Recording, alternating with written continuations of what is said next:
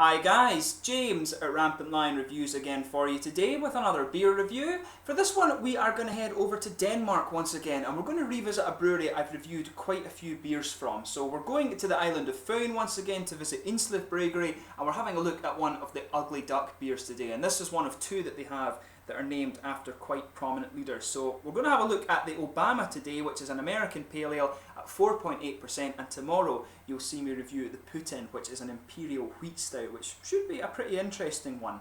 So as always with my beer reviews then, I'll tell you a little bit about the brewery. If you do want to get straight to the tasting, just fast forward. All the usual links are in the description below. That's the brewery website, the link to my other reviews both from the Indslev range and from the Ugly Duck range. There's all the usual social media, and if you want to see more beer reviews, do subscribe to the channel. As always, to those of you in Denmark, please do get in touch and let me know some of the other beers and breweries that you guys would like to see me review. But anyway, to tell you about Ugly Duck Brewing Company and Indslev Bryggeri. So Ugly Duck Brewing Company, as I've told you many a time, is one of the brands of beer brewed by Indslev Bryggeri, who are based in Nørre, Aaby, near Middelfart on the island of Fyn in Denmark. Fyn, of course, is the middle island. You've got Sjælland to the east and the mainland, Jutland, to the west, and Middelfart is in the kind of northwestern part of the island there. But the Indslev Bryggeri has roots that go back to the year 1897, and like many breweries in Scandinavia, they're actually a farmhouse brewery. The word in Danish and in Swedish, if I remember correctly, for farm is gård, and there's quite a few of these kind of family-owned farmhouse breweries. But these guys reopened in 2006 as a modern brewery, and since 2012 as well they've been brewing the Ugly Duck beers, which are the more American style beers. And the brewery is owned by Anders Rasmussen, whose great grandfather actually built the brewery back in 1897, and both of them have grown up on this family farm. But Indslev were actually the first modern brewery in Denmark that specialised in the brewing of wheat beers, and today they remain the only brewery to do this. And I have to admit, I really enjoy the Indslev beers. They've got a really kind of trademark smoothness to them. They're unlike wheat beers you'll get from Germany. There's just something different about them, and they are really, really nice. But they desire to brew the more American style beers that were becoming very popular. Is what prompted them to found the Ugly Duck Brewing Company range as part of the company, and I think it's more likely that you'll find these ones being exported abroad these days. But the Indslev beers, in my opinion, are very good too. But the brewery have got two brewers. They've got Peter Stadler, who is from Germany. He graduated from Hofbräu in Munich. He's worked in Germany and in Denmark. And there's also Torben Steenhold, who comes from Denmark, and he's worked for various microbreweries in and around Denmark. And the brewery has been modernised. They still brew in the old building, of course, but they've got a Kasper Schultz brew kit from Bamberg in Germany, which is actually one of the kind of holy grails of German beer, actually. So if you find yourself in Germany, make sure you go and visit Bamberg. So yeah, let's actually get on to the tasting of this beer itself. So as I always say, if you're interested mainly in wheat beers, go and check out the Indslev beers. They've got some really interesting wheat beer hybrids. And when it comes to the Ugly Duck beers, if you enjoy your American style beers, particularly the more old school things like Anchor and Sierra Nevada and stuff like that, then you probably will enjoy some of these beers too. They like to use the more old school hops in my experience, and they shine particularly when it comes to IPAs. So that's why I'm quite interested to try this one. This is actually a very new beer. From what I gather, it was released in April or something like that in 2016. I'm reviewing this one in the middle of May for you, but you'll see it in June. But I'll just read the little bit on the back for you. So it says, Obama American Pale Ale. As President Obama almost said, hops in the face of adversity, hops in the face of uncertainty, the audacity of hops.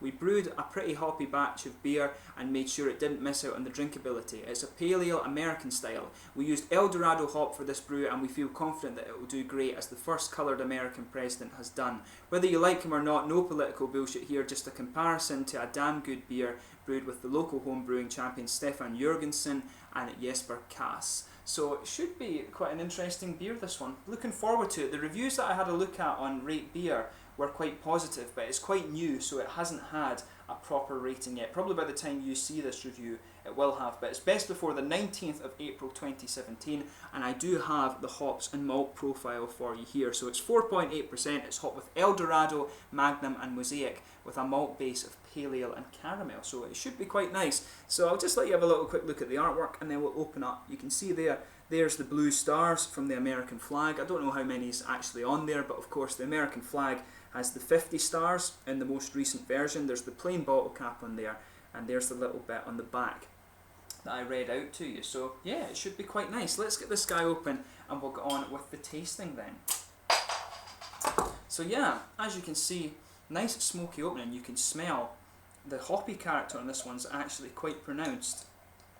You can smell that right away. Beer, it smells very, very fresh. I'm guessing this beer must only be about a month old or something like that, so maybe it's just getting into its prime actually. A very good time to try it. But as you can see, the beer is poured a really kind of bright orangey amber colour. It looks really, really nice. So yeah, there's a finger of a frothy, kind of creamy coloured head on this one. It does have a little bit of an almost beigey tint to it. But I have to admit, the aroma from this one is actually reminding me a bit of the Brewdog Punk IPA. I'm not sure exactly why, but the El Dorado hop, I think it's actually the Equinox hop, if I remember correctly, that's in Punk IPA, but the El Dorado hop has a very, very distinct aroma. It almost smells a bit like watermelon, and I can pick that up off this one right away.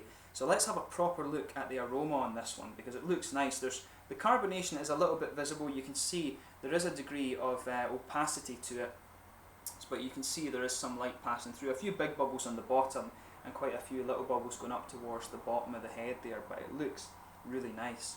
But on first nose, you really pick up that El Dorado hop. The El Dorado hop has a very distinct watermelon aroma. It almost smells like a kind of candied watermelon, and you've got a little bit of pear in there too, but underneath that you can pick up some of the elements that you would expect from the other hops in there too. So you can smell a little bit of the grapefruit and passion fruit. The Mosaic hop, of course, has quite a distinct character to it too, and it's usually quite oily grapefruit and passion fruit you get from that. But yeah, for me it's really the El Dorado that's dominating the aroma actually. You've got that watermelon candy. You've got a big floral aromaticity to this one too. Some magnum notes in there. You can really smell that kind of floral character from the magnum. The magnum is just it's a very distinct hop as well. It's an interesting hop blend. I don't think I've ever had a beer that's had these three together in it, so it'll be interesting to see how it turns out. But when you sugar it up a bit, you can definitely get some of the sweet caramel in the malt base, and the bready character underneath is coming out too. There's maybe a little bit of biscuit to it, but for me, the prominent notes in this one are that kind of candied watermelon, the trademark of the El Dorado hop, and there's a bit of a dark floral aromaticity coming out to this one. It's kind of a big floral aromaticity. That's one of the trademarks of the Magnum, like I said. But that watermelon in there is really nice, and you can smell these oily tropical fruits underneath it too, the grapefruit and the passion fruit that come from the Mosaic too. You get a little bit of earthy character as well, which, if I'm not mistaken, is another trait of the Mosaic hop. So it should be really nice. When you let it settle down a bit, you do get a little bit more of the earthiness. That mixes a bit with a kind of caramel aroma, but really it's the passion fruit and the floral, not the passion fruit, sorry, the watermelon that's just kind of sticking out on this one. And you've got some of that floral aromaticity too. So it smells like a very, very nice beer. Just take a little bit of time and enjoy the aroma of this one, because the El Dorado hop, like I say, isn't one that's used all that commonly. But it does have a really nice aroma and a really nice taste too. So let's get stuck into this beer. This is the Obama, an American Pale Ale from Ugly Duck Brewing Company in Nørre, Aaby, Fyn, Denmark. Skål!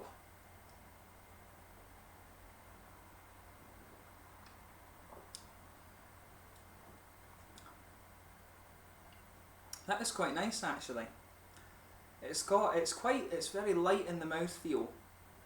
That's one of the things you're going to notice about this beer as well. It's not, for me, on the first taste, the flavour isn't quite as pungent as some of the other Ugly Duck ones I've had before, but for me, this is an area that Ugly Duck do shine in, is the pale ales and the American pale ales. The Hop Devil actually, and the Amarillo and Citra was one of my kind of favourite beers that I've had from these guys.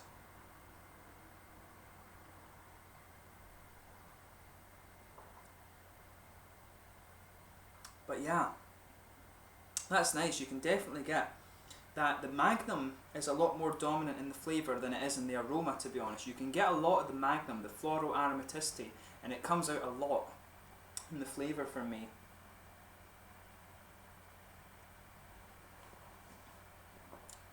But yeah, it's an interesting blend of flavours, this one. You've got the earthy character for me at the back corner of the palate. You have the hops always coming around the edge of your tongue there. You can pick up some of the earthy character, which is the trademark of the Mosaic. And then when you come further forward, you've got the floral aromaticity that is actually quite dark. That's both the Mosaic and the Magnum. just kind of competing with each other almost, and it's more smooth and grassy as you come around the front curve of the tongue there. It's quite interesting, and the earthy character for me starts to spread into the middle of the palate where you'd normally get some of the malty sweetness.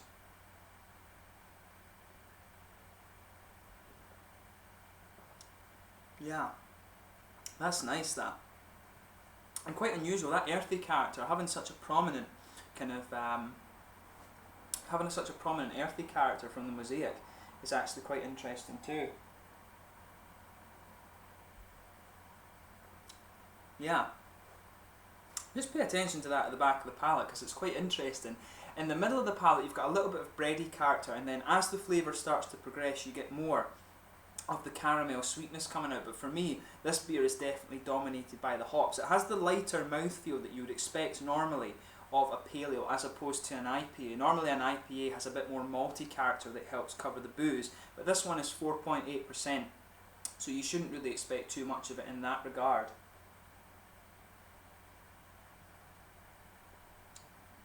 But yeah, the El Dorado hop, you can pick up a little bit of that candied kind of watermelon, and there's almost a bit of a kind of peary flavour to it as well. It's got that kind of peary, slightly appley ester flavour, and that comes out just behind the front curve of the tongue there.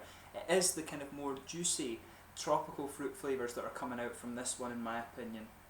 And like I say, that is the El Dorado hop. The Simcoe usually has a good bit of oil, not the Simcoe, sorry, the Mosaic usually has a good oily tropical fruit character to it and some citrus as well, but for me that's not really coming out. It's the other parts, the other two hops are really more floral and aromatic, and there's that little bit of earthiness from the Mosaic too. The fruitiness for me is coming mainly from the El Dorado, and it's more of a kind of watermelony, sort of peary, maybe not quite appley, more of a peary ester behind the front curve of the tongue in this one for me.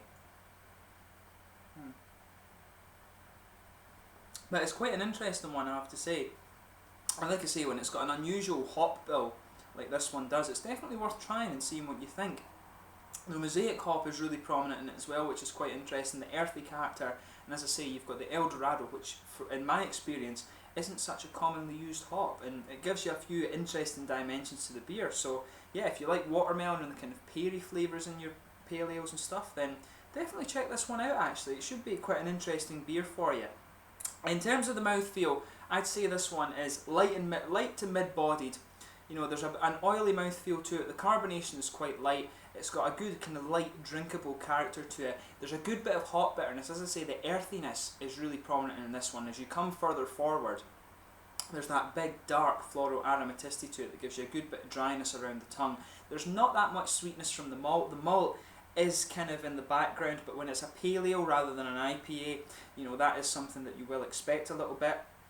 And the fruits, there is a little bit of juiciness to it, but overall it's quite a kind of mild, almost sort of candied fruit flavour to this one. It's not quite oily and pungent as you would have in an IPA, but overall it's a quite good beer, I have to say. I wouldn't say this is probably my favourite one I've had from Ugly Duck Brewery. I mean, the Hop Devil for me is really awesome, and the Citra and Amarillo that they have, and that's a really nice IPA too, but this one is good if you like the more watermelon flavours, and if you want to try a different hop and things, then this is one that you need to go for. For me, it is a pretty good pale ale, and I like trying ones that have different hops in it because it gives you something else to think about when you're trying beer. So yeah, if you enjoy different hop beers, then this could be one for you. My favourite, as I say, in the IPAs and pale ales that they've done has to be the Hop Devil. That was really nice, and the Miami Vice is another really good pale ale too. But try both of them and see what you think. As I always say, beer is subjective, so some of you guys might prefer this one to the Miami Vice and then vice versa.